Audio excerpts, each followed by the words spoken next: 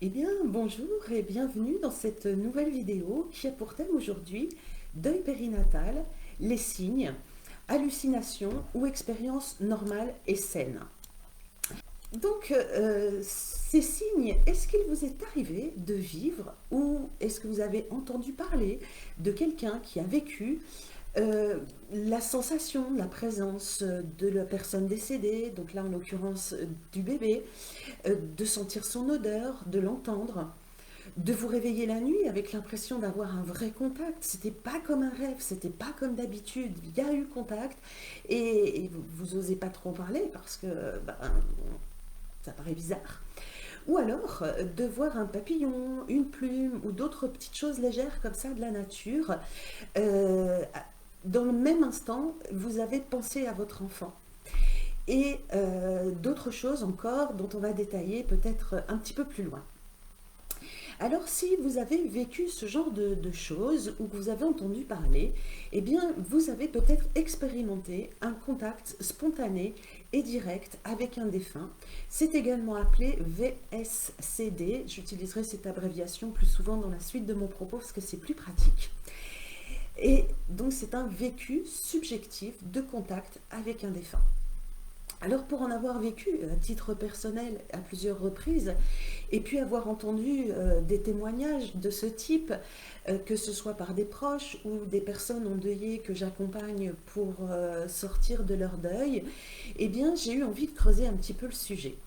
Et pour ceux qui me connaissent, eh bien, vous savez que j'ai une formation scientifique puisque je suis sage-femme. Et donc, en tant que sage-femme, on est toujours formé à vérifier ses sources, à chercher de la science pour faire en sorte que bah, ça tienne la route un petit peu ce qu'on dit. Alors, je me suis attelée à ce genre de recherche. Ça n'a pas été facile parce que eh bien, c'est assez peu discuté. J'ai trouvé effectivement quelques spécialistes du deuil qui en parlaient, mais voilà, c'était surtout des propos qu'on rapporte, un petit peu comme ben, moi j'ai pu en entendre. Et j'ai trouvé une super étude, alors il y en a peut-être d'autres, mais moi j'en ai trouvé une, en tout cas en français, qui a été publiée en 2020, cette étude, elle a été menée par un groupe de chercheurs qui sont suisses, dont une des personnes est experte des phénomènes inhabituels liés à la mort. Et cette étude, elle est basée sur le recueil de plus de 1000 témoignages de personnes endeuillées auxquelles on a posé tout un tas de questions pour essayer d'en savoir un petit peu plus sur ces phénomènes. Et donc c'est sur la base de cette étude que je vais mener mon propos, sachant que je n'ai rien trouvé de spécifique sur le deuil périnatal, mais en même temps, ça existe aussi, et donc on peut faire des parallèles. Mais là, du coup, quand je vais rajouter les choses autour des bébés, c'est plus en lien avec l'expérience que j'ai, à la fois personnelle et entourée des parents que j'accompagne. Et donc il n'est pas rare que durant le deuil, de ressentir une présence ou de percevoir des signes qui paraissent être bien plus qu'une coïncidence. La difficulté, c'est quand on a reçu ces signes, eh bien, on a tellement peur d'être pris pour un peu folle, un peu barrée, ou ésotérique, ou je sais pas quoi, que, bien évidemment, ben, tout le monde n'ose pas en parler, et on garde cette expérience pour soi. On ne sait pas trop ce qu'on doit en faire. En tout cas, elle trouble parce qu'on ne sait pas si c'est réel ou pas. Et donc, c'est pour ça que je voulais un petit peu démystifier le sujet. Ces vécus subjectifs, en fait, qu'est-ce que c'est? C'est une expérience sensorielle qui passe donc par la vue, l'ouïe, le toucher et aussi l'odorat. Ça passe très peu par le goût puisque c'est pas spécialement comme ça qu'on a contact avec nos autres humains. Et cette expérience sensorielle, elles nous font vraiment ressentir fortement la présence de la personne décédée. Ça n'a rien à voir avec une pensée. Ça paraît beaucoup plus réel, même si il n'y a pas de corps, hein, évidemment. Qu'est-ce qui caractérise ces VSCD? Eh bien, ce sont des expériences qui sont spontanées. En fait, il n'y a pas du tout d'intention de la part de la personne qui reçoit. Souvent même, les personnes sont occupées à faire quelque chose et ça leur arrive un petit peu dessus comme ça et ça les arrête bien évidemment dans ce qu'ils sont en train de faire. Ça, c'est la première chose, c'est spontané, pas d'intention de recevoir. La deuxième caractéristique, c'est direct. Il y a des gens qui rapportent des propos de défunts, mais par l'intermédiaire d'un médium. C'est pas du tout ça. Là, c'est la personne qui est en deuil qui reçoit le signe du défunt. En fait, on se rend compte que c'est relativement fréquent. Alors, on n'en parle pas, c'est très confidentiel, mais c'est fréquent. En fait, on recense environ 50% des personnes en deuil qui ont reçu ces signes. Donc c'est énorme, c'est quand même une personne sur deux qui a reçu des signes, et ce, une ou plusieurs fois. Il existe des témoignages venant de tous horizons culturels, et ce, sur les 5 continents. Donc, ça n'a rien à voir avec la culture, ça n'a rien à voir non plus avec la religion ou une forme de spiritualité qu'on peut avoir, quel que soit le côté spirituel. C'est une expérience humaine générale. La difficulté, c'est comme ça, c'est assez peu décrit, et bien ces signes sont difficiles à interpréter. Et ils sont d'autant plus difficiles à interpréter que finalement, on n'a aucune espèce de connaissance de ce qu'est la vie après la mort, ou une forme de vie après la mort. C'est certainement pas comme ce qu'on connaît là, mais il y a certainement quelque chose... en tout cas, moi j'y crois, pour le coup je vous partage mes croyances, une forme de vie dont on n'a aucune espèce d'idée, mais certainement quelque chose qui puisse exister, mais du coup c'est difficile à interpréter parce qu'on ne sait pas, ça ressemble à rien de ce qu'on connaît. Vraiment, j'insiste sur le fait qu'il n'y a pas de rapport entre les croyances religieuses ou spirituelles et ces manifestations. Ça arrive à des gens qui sont croyants, ça arrive à des gens spirituels, mais ça arrive aussi à des gens qui sont complètement athées ou agnosiques et qui croient à rien, ce qui remet d'ailleurs profondément en question leurs croyances. Il y a 3 types de phénomènes qui sont recensés. Les types majoritaires, c'est les perceptions sensorielles. On va revenir dessus parce que c'est vraiment ce qu'il y a de plus fréquent. Donc se sentir touché, sentir l'odeur, voir carrément l'image du défunt ou entendre sa voix.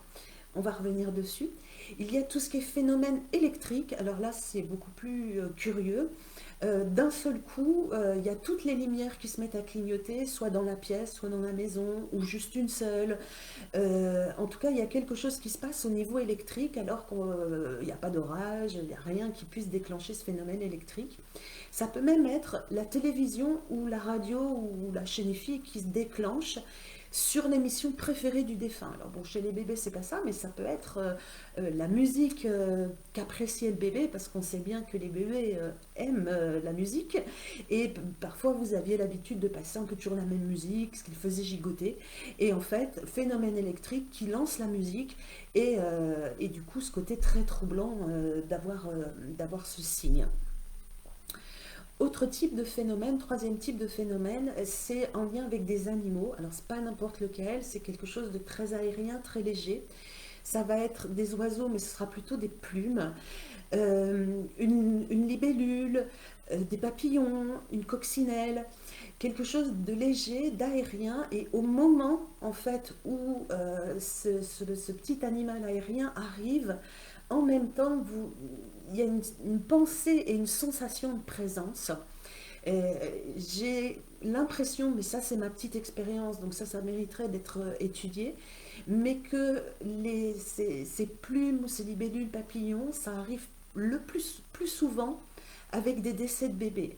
Là, ça c'est moi qui le dis, c'est pas l'étude, mais ça semble, dans ce qu'on me rapporte, c'est la plus grande fréquence. J'ai une maman aussi l'autre jour qui avait même pris en photo une feuille d'un arbre qui est tombée, une feuille qui était mal formée mais qui était au demeurant très jolie, qui était en forme de cœur, elle était rouge. Et au moment où cette feuille est tombée devant ses pieds, eh bien, dans le même instant, en fait, elle a senti une présence la présence de son bébé. Et quand elle a un peu plus zoomé sur le truc qui tombait du ciel, elle a vu cette feuille en forme de cœur, ce qui était à la fois troublant et très réconfortant. Ce qui est important à signaler, donc voilà pour les trois catégories, hein, sensorielles, électriques ou ces petits animaux légers. Et ces petits animaux légers, ils peuvent arriver alors que c'est pas la saison, en particulier les papillons. On peut voir un petit papillon en plein hiver, donc c'est très curieux. Euh, on ne sait pas pourquoi, en fait, ces perceptions arrivent ou n'arrivent pas. Là, il n'y a pas de connaissance là-dessus. En revanche, ce que l'on sait, c'est que ça n'a pas de rapport avec le lien affectif. Ça peut arriver avec la voisine qui n'a pas spécialement de lien affectif. Ça peut arriver avec un parent plus éloigné. Il n'y a pas de rapport avec ça.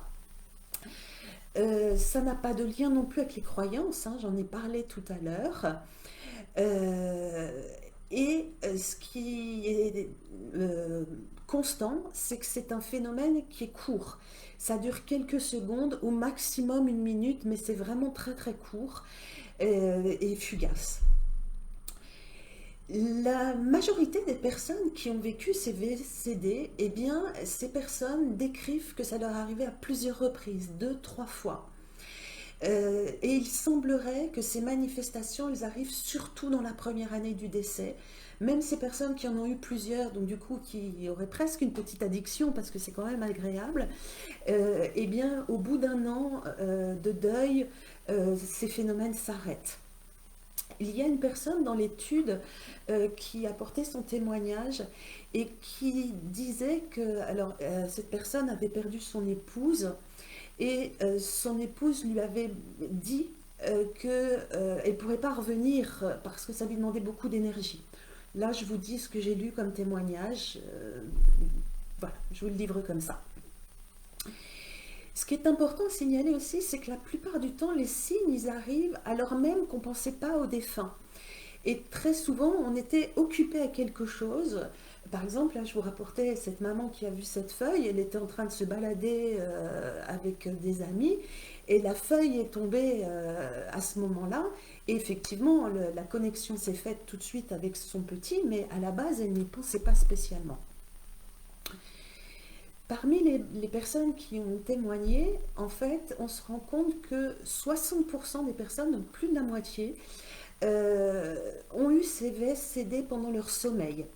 Alors, ce qui est important, c'était vraiment pas des rêves. Les personnes rapportent une vraie différence entre le rêve où on sent bien que c'était un rêve, c'était très vaporeux, on était vraiment très endormi, etc. Là, c'était pas un rêve, il y avait une sensation qui était beaucoup plus forte, beaucoup plus précise, beaucoup plus claire, plus intense aussi. Et très souvent, la personne qui dormait se réveille en ressentant ces sensations-là. Et bien évidemment, la sensation disparaît à ce moment-là. Mais parfois, certaines personnes ont pu voir la personne décédée même au pied du lit. Ça peut survenir à n'importe quel moment de la journée aussi, hein. J'ai une maman qui me rapportait, elle avait ressenti, elle dormait, et ce qui l'a réveillée, c'est d'avoir senti son bébé à côté d'elle, mais vraiment contre elle, dans le dernier contact qu'elle avait eu avec lui, et qui était un contact apaisé au moment où il se disait au revoir. Et donc elle était évidemment très troublée par ça, et en même temps, voilà, il y avait quelque chose qui l'avait réconfortée en tout cas. Alors, ces sensations de présence ou de contact, elles sont régulièrement assorties d'un message. Les personnes qui ont ressenti ce contact, elles ont entendu des messages, mais qui étaient très rassurants, hein. C'était toujours quelque chose d'agréable à entendre. C'était du type, t'en fais pas, je vais bien, sois heureux, continue ta vie, profites-en, ou je suis toujours près de toi. Alors, dans les mamans moi, qui m'ont rapporté ces expériences avec des bébés, il n'y avait pas de message assorti, mais c'était quelque chose vraiment de doux. Mais peut-être que vous, oui. Donc, franchement, s'il y a des... Ah, je vois qu'il y a des commentaires, je vais même regarder juste après. En tout cas, vraiment, les messages, ce sont des messages apaisants qui sont vraiment différents d'une pensée. Ah Sophie, vous avez vu pas mal de coccinelles. Eh bien écoutez, super. Il y a de grandes chances, si c'était pas la saison, que ça puisse être effectivement un petit signe que vous avez envoyé votre bébé. Et Guylaine qui me fait remarquer que Christophe Fauré avait fait une conférence sur le sujet. Et tout à fait, ça fait partie des personnes qui m'ont inspiré aussi pour vous faire ce live ce soir. Donc ben voilà, si vous avez envie d'écouter Christophe Fauré, qui est aussi un orateur particulièrement éloquent sur le deuil, eh bien ça peut vous faire aussi un beau complément.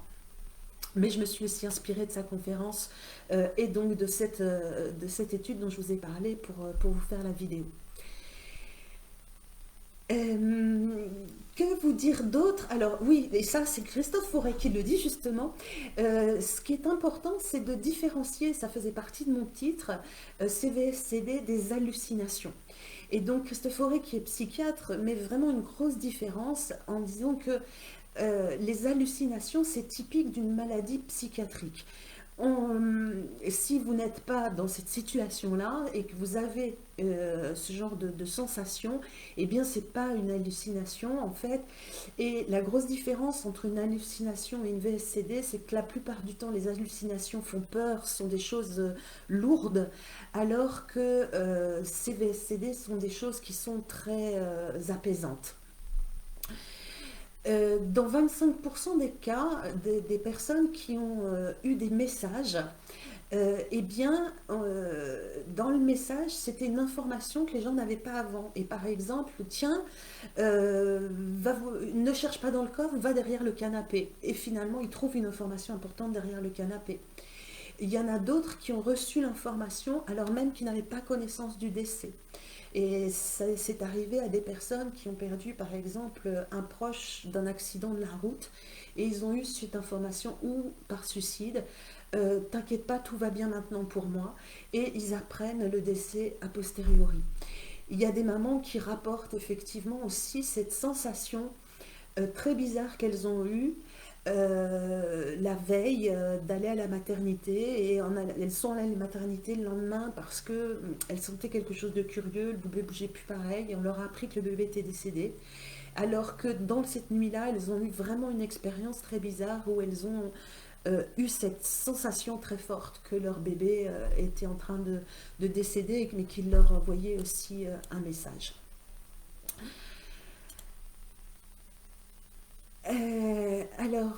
Je regarde, je fais une petite pause pour Rachel. Je vois qu'il y a d'autres messages.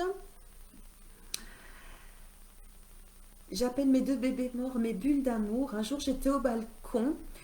Je précise, j'habite au 3e étage et une bulle de savon est venue jusqu'à mon balcon et a éclaté sous mes yeux.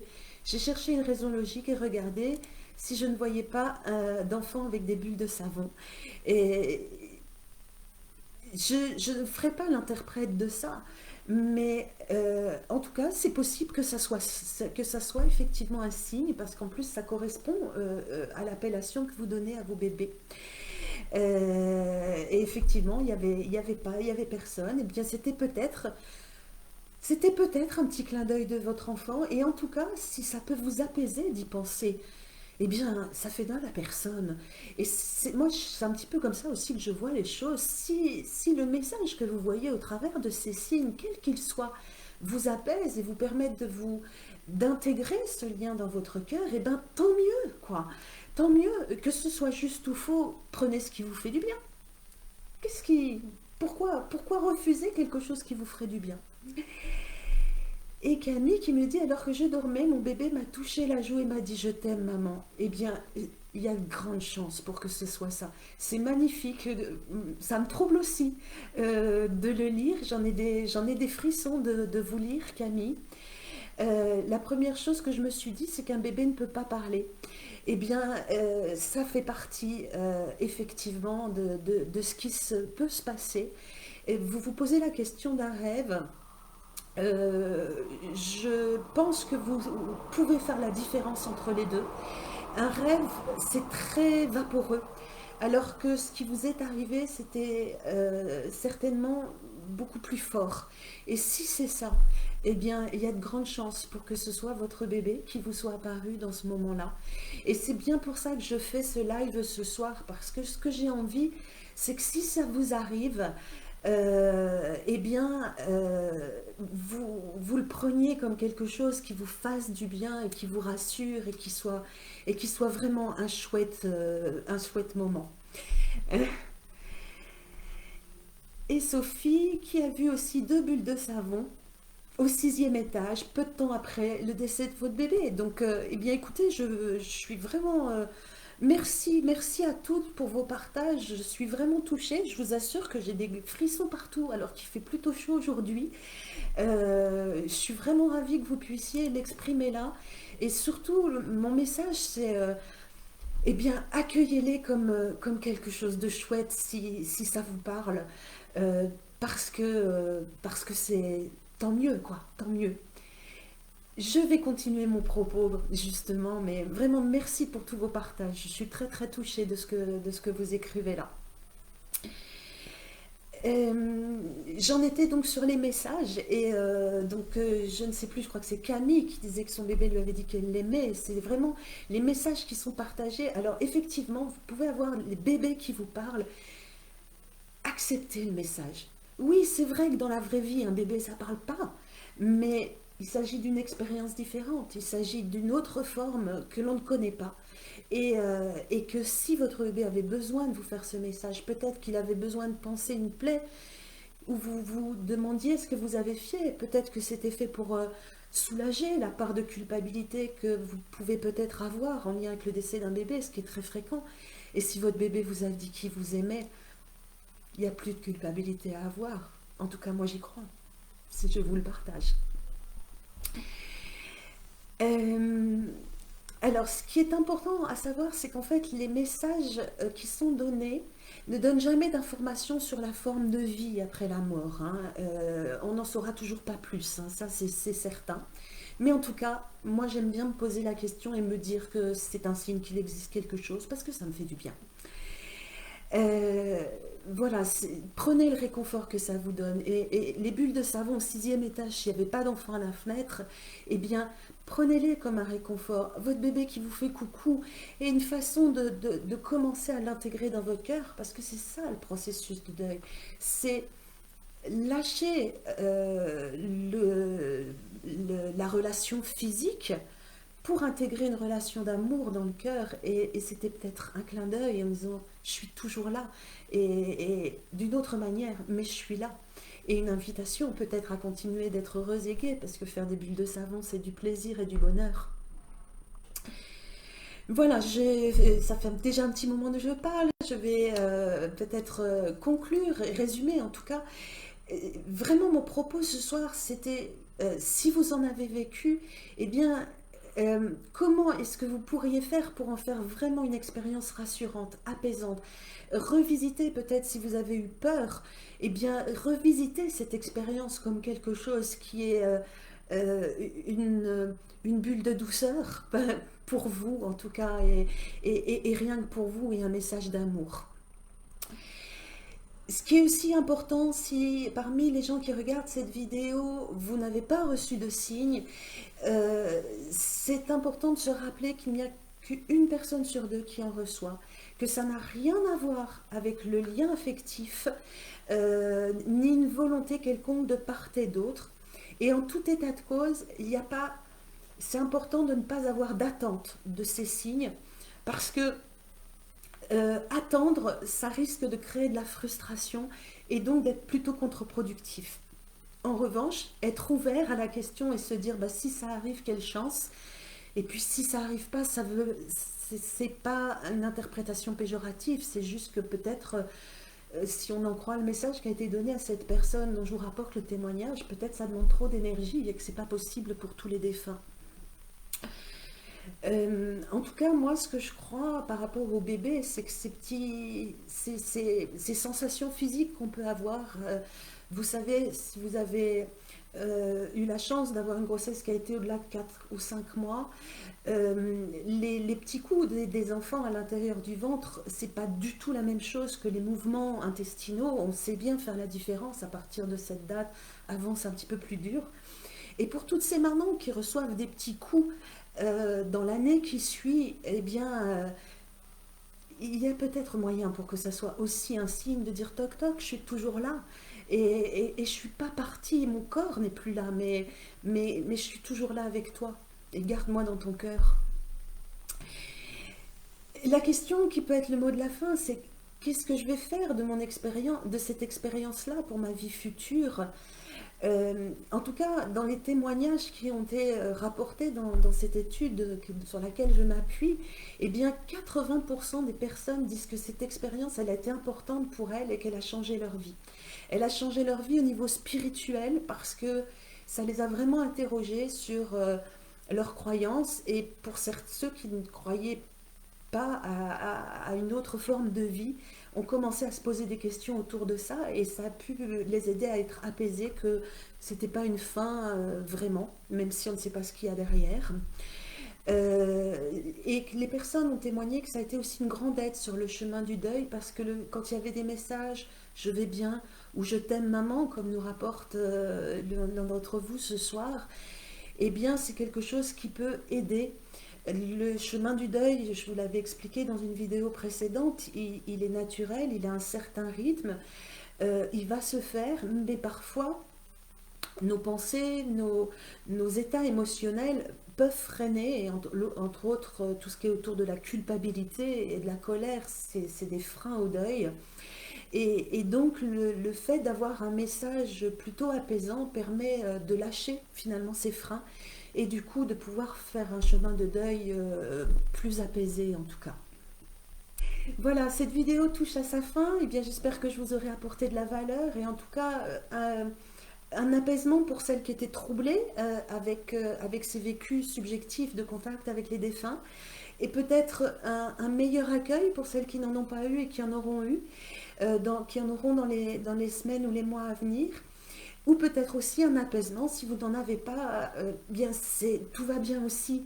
Et puis interprétez ce que vous voulez, si vous y voyez quelque chose, tant mieux. Je profite de cette vidéo pour vous rappeler, donc, bien, si pour vous, sur votre chemin de deuil, c'est un petit peu compliqué, que vous sentez que bien, une aide pourrait vous être utile, eh bien, je fais du coaching émotionnel profond. C'est une façon d'accompagner qui est différente, où on va les travailler sur les émotions, les libérer, remettre les choses en perspective, en tout cas changer, je vous aide à changer votre regard sur ce qui vous arrive, et du coup trouver quelque chose, des perspectives qui vous donnent plus d'énergie, plus de sens, et qui vous permettent de pouvoir reprendre le cours de votre vie sans oublier, mais en ayant intégré un lien d'amour fort qui vous permet justement de faire le deuil et de reprendre la vie après. Je vous invite à prendre rendez-vous avec moi. Je vous offre 1 heure mon temps gratuitement pour explorer là où vous en êtes dans votre deuil. Et si vous avez besoin d'aide, ben vous proposez le programme qui sera le plus adapté à vos besoins. Profitez-en, c'est offert, donc il n'y a pas de risque, et vous êtes les bienvenus. Il reste quelques places, après je pars en congé pendant 2 semaines, mais je reviendrai de plus belle, reposée au mois d'août, pour vous accompagner avec toujours autant d'élan pour vous y aider. Et puis je vous rappelle également que j'ai fait un e-book sur les émotions du deuil. Je vous remets aussi le lien après cette vidéo pour vous permettre de le télécharger également gratuitement. Profitez-en, ça peut aussi vous permettre de faire le point sur là où vous en êtes. Je vous souhaite une très belle fin de journée, et je vous dis à très bientôt pour une prochaine vidéo. Au revoir.